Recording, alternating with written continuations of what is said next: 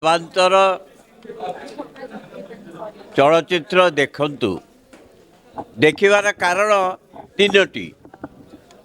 ଗୋଟିଏ ହେଲା ଏକ ନୂଆ ପ୍ରକାରର କାହାଣୀ, ଦ୍ୱିତୀୟ ହେଲା ଅନେକ ନୂଆ ଅଭିନେତା ଅଭିନେତ୍ରୀ ଏଥିରେ କାମ କଲେ, ତୃତୀୟ କଥା ଯେ ଏ କେବଳ ଓଡ଼ିଆ କାହାଣୀ ନୁହେଁ, ଏ ସର୍ବଭାରତୀୟ କାହାଣୀ, ମୁଁ କହିବି ସର୍ବବିଶ୍ୱ କାହାଣୀ। କାହିଁକିନା এই ପ୍ରକାର କାହାଣୀଟା ଦେଖି ସାରିଲା ପରେ ହିଁ ଆପଣ ବୁଝିବେ ଭାବାନ୍ତରର ନାମକରଣ। ଆଉ ହୁଏତ ଅନେକ ଭାବିବେ ଏ 80 ମିନିଟ୍ର ଫିଲ୍ମ କ'ଣ ଦେଖିବା ପାଇଁ କ'ଣ ଦେଖିବୁ।